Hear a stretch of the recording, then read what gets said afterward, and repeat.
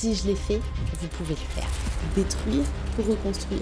Tout le monde n'est pas destiné à être millionnaire, tout le monde n'est pas destiné à avoir des entreprises à 6 chiffres. Plus je prends de risques, plus je peux gagner beaucoup, mais plus je peux perdre aussi beaucoup. Je me suis prouvé que je pouvais partir de rien et reconstruire beaucoup.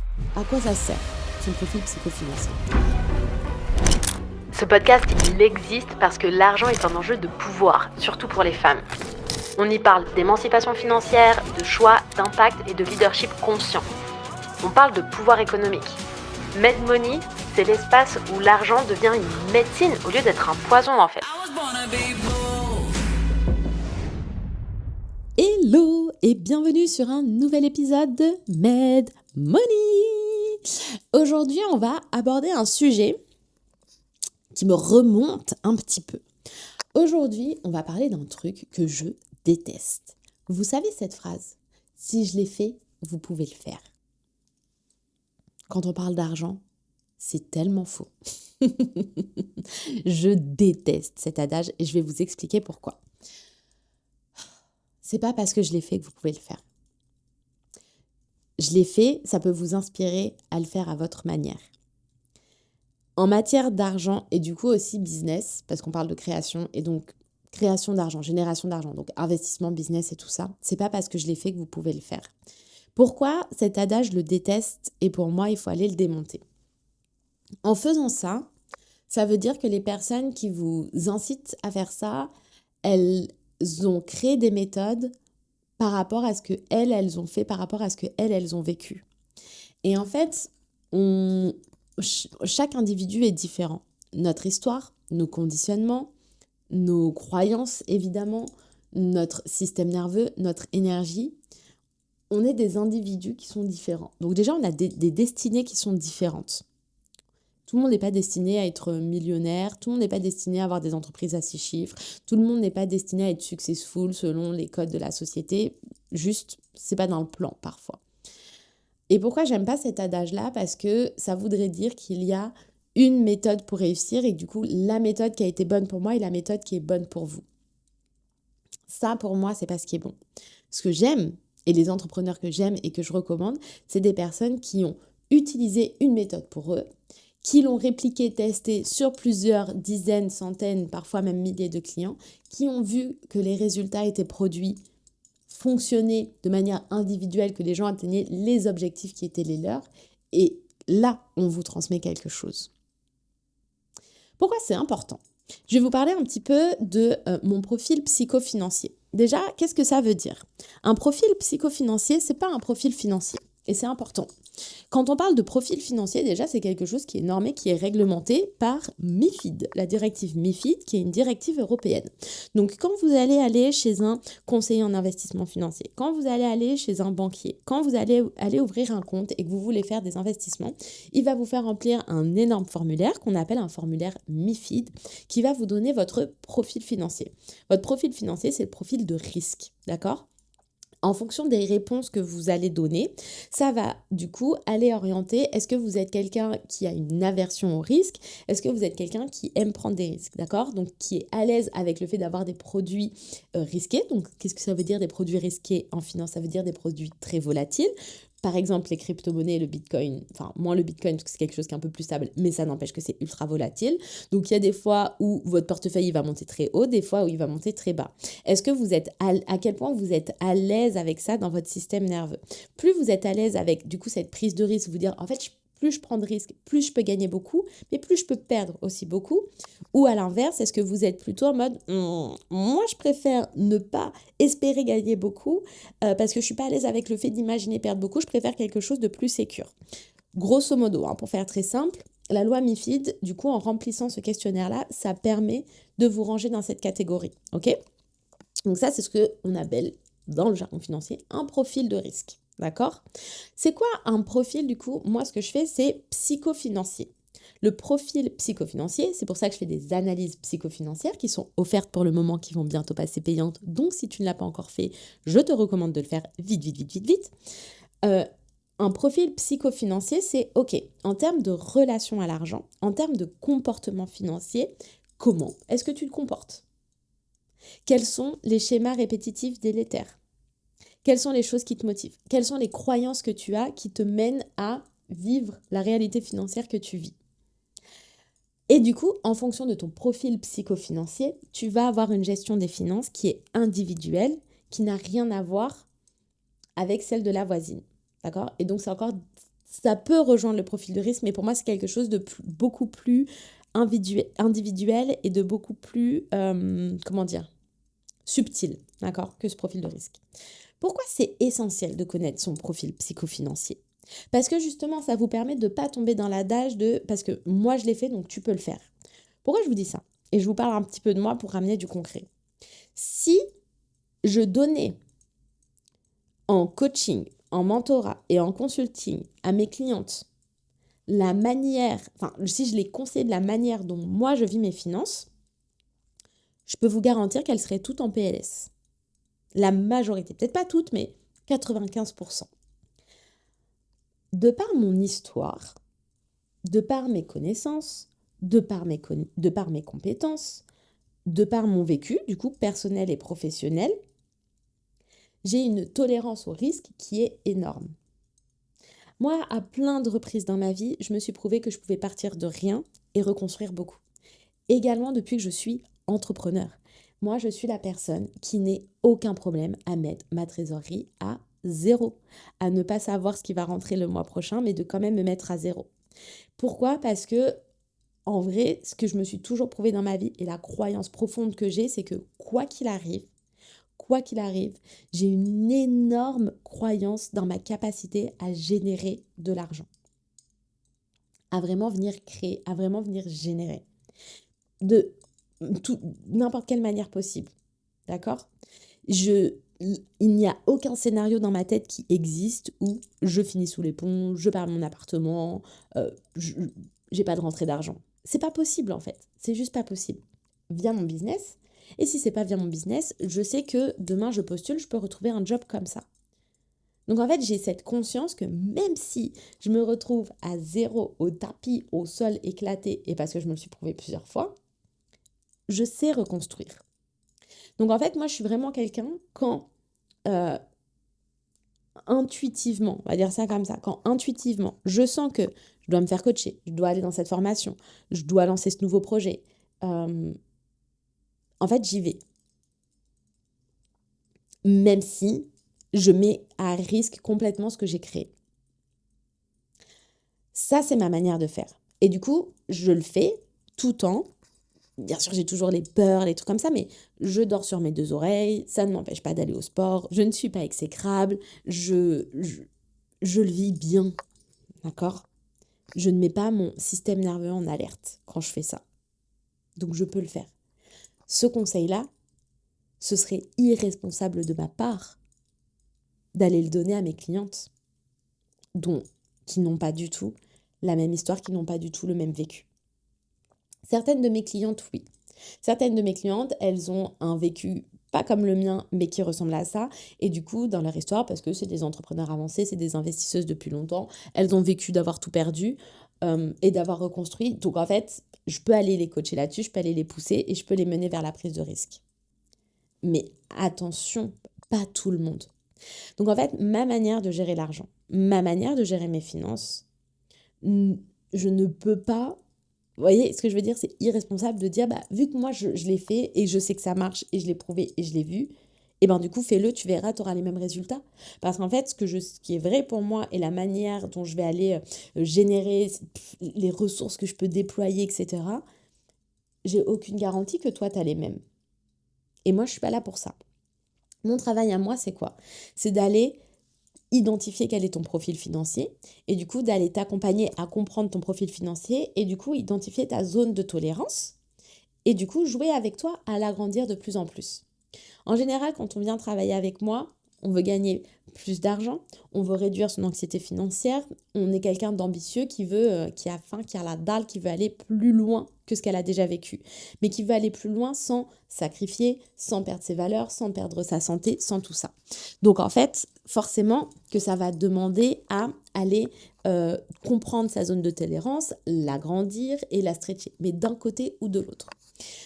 Maintenant, c'est quoi les revers de cette médaille? C'est que par exemple, moi, je sais tellement ça et je sais tellement me prouver ce truc-là, parce que je l'ai vécu plusieurs fois, parce que je sais le faire, que un de mes apprentissages et ce que je dois arriver à construire pour, on va dire, compléter et faire évoluer mon profil financier, c'est de savoir construire dans la durée et arrêter de construire, détruire pour reconstruire tout le temps. Et me dire, ok, je peux construire, stabiliser et capitaliser sur ce que j'ai déjà fait. Parce que souvent, moi, je fais ça. En gros, je suis partie de là, je construis, il se passe quelque chose, je détruis. Et du coup, la prochaine vague de construction, je monte plus haut que celle que j'étais avant. Mais du coup, je détruis et je remonte. Et donc là, maintenant, mon but du jeu et la phase de vie et la phase de business dans laquelle je suis aussi, c'est de dire, ok, maintenant, ce que je peux faire, c'est que je peux construire, je peux mettre à l'arrêt, consolider, hop, pour aller au prochain niveau. Et essayer de faire quelque chose qui soit plus en escalier, vraiment, hop, comme ça, plutôt que toujours dans la montée, mais en passant par la chute. Hop, chute, je remonte, chute, je remonte, chute, je remonte. D'accord? Donc, en fonction de votre profil psychofinancier, vous avez toujours une manière d'évoluer qui est différente. C'est pareil. Pourquoi connaître votre profil financier? C'est essentiel pour tout le monde dans sa vie. Si vous êtes entrepreneur, investisseur, c'est no way que vous ne le connaissez pas et c'est no way que vous devez travailler ça. Mais si vous êtes salarié, tout le monde devrait savoir ça. Pourquoi? Parce que dans votre profil financier, dans votre profil psychofinancier, vous allez comprendre du coup quels sont vos conditionnements. Du coup, vos conditionnements face à l'argent, mais ça veut dire vos conditionnements face à la réussite, face à la performance, face à tout ce genre de thématiques-là. Le fait de comprendre, du coup, c'est quoi les mécanismes qui viennent régir ça, ça vous permet encore une fois de choisir s'ils vous plaisent ou non, si vous voulez garder cela, si vous voulez les enlever, si vous voulez les améliorer, si vous voulez les stretcher. Déjà, c'est plutôt quand même cool de vous dire que vous pouvez avoir une marge de manœuvre là-dessus. Et la deuxième chose, c'est absolument essentiel puisque une fois que vous avez vos schémas et que vous savez comment vous fonctionnez, vous pouvez vous observer et vous voir faire. Ce qui vous empêche, du coup, d'aller vers le comportement délétère qui est le vôtre. Exemple, exactement ce que je viens de vous dire. Moi, je sais que mon comportement délétère, c'est que j'ai pas encore les codes inscrits à l'intérieur de moi pour construire haut sans effacer ce que j'ai déjà fait avant. Vous, c'est pas quelque chose que vous voyez nécessairement, déjà parce que vous n'avez pas le nez dans mes finances et parce que vous voyez que mon entreprise, elle est en progression continue, d'accord? Et elle est en progression continue. Mais du coup, vous voyez pas les phases ici parce que vous ne vivez pas tout le temps avec moi. Et du coup, dans la constance, bien évidemment, que si je regarde entre le jour 1 où je me suis lancée et aujourd'hui, la courbe, elle est montante comme ça. Mais il y a ces fameux pics. Mais en fait, maintenant que je me connais très précisément, dans mon comportement financier, que je sais exactement quelles sont mes croyances, que en fait, que tout est en conscience, je me vois faire. Et il y a des fois où je me vois faire et je fais quand même le comportement délétère. Parce que c'est comme ça, parce que j'ai pas les ressources, j'ai pas le truc sur le moment. Mais au moins, je sais. Et donc, ça veut aussi dire qu'il y a des moments où je vois le truc arriver, je me dis, non, on va pas jouer à ça, on arrête ça tout de suite. Et je choisis différemment et donc je construis. Et ça, pour moi, c'est essentiel. Si aujourd'hui, vous êtes entrepreneur, que vous voulez même investir, que vous êtes salarié, vous voulez diversifier vos revenus. Parce que même en tant que salarié, si vous comptez être riche en étant salarié, ça ne fonctionnera pas. Il vous faut une autre source de revenus. Et il y a plein de manières de le faire sans que ce soit un entrepreneuriat où vous quittez tout ce que vous avez. Enfin bref. En fait, vous avez besoin de comprendre ça parce que sinon, vous n'allez jamais arriver à construire sur le long terme, vous n'allez jamais arriver à construire sur le long terme, virgule, en étant apaisé, heureux, etc. Et moi, c'est ça que je souhaite pour vous. C'est pas juste que vous créez de la richesse, c'est que vous créez déjà la richesse éthique, humaniste, donc ça veut dire pour vous, pour les autres, pour le monde, mais c'est surtout que vous le fassiez sans sacrifier vos valeurs, sans sacrifier votre santé, sans sacrifice. En gros, vraiment, si je devais résumer, c'est ça. Ça, vous n'y arriverez pas tant que vous ne connaissez pas votre profil psychofinancier. Également, à quoi ça sert, son profil psychofinancier? Pour toutes les personnes qui pensent qu'elles veulent ça, mais au fond d'elles, qui savent qu'elles aspirent à ça ou qu'elles désirent ça, donc pour celles qui ne sont pas sur la vidéo, si vous pensez que vous voulez un petit peu et que vous êtes bien là-dedans et que ça vous suffit et que c'est chouette, mais en fait à l'intérieur il y a quelque chose, il y a une espèce de force motrice qui vient vous pousser à aspirer à plus, à voir plus grand, à être plus ambitieuse, voilà. Et bien en fait, connaître votre profil psychofinancier va vous aider à aller taper là où vous croyez que vous ne pouvez pas atteindre. Et en fait, c'est là où, encore une fois, on revient sur ce que je vous dis tout le temps, on va à la source et on va comprendre pourquoi j'ai ces aspirations-là qui sont à l'intérieur de moi, mais que quand j'essaie de les mettre en place, de les vivre, de les matérialiser, de les réaliser dans la matière, dans la vie, pourquoi ça ne fonctionne pas. Votre profil psycho-financier, une analyse approfondie, un travail sur votre relation à l'argent vous permet d'aller comprendre ça. Ça, c'est ce qu'on fait dans le mentorat Financial Serenity, c'est ce qu'on fait en coaching individuel et c'est aussi ce à quoi vous avez accès en synthèse. Hein. C'est une bonne synthèse quand vous faites votre analyse psycho-financière avec moi. D'accord ? Donc, j'avais vraiment envie de vous parler de ça pour vous dire que faites attention aux coachs avec lesquels vous voulez travailler. Faites attention aux mentors avec lesquels vous travaillez, que ce soit en business, que ce soit sur l'argent. Ne tombez pas dans l'adage « je l'ai fait, donc tu peux le faire ».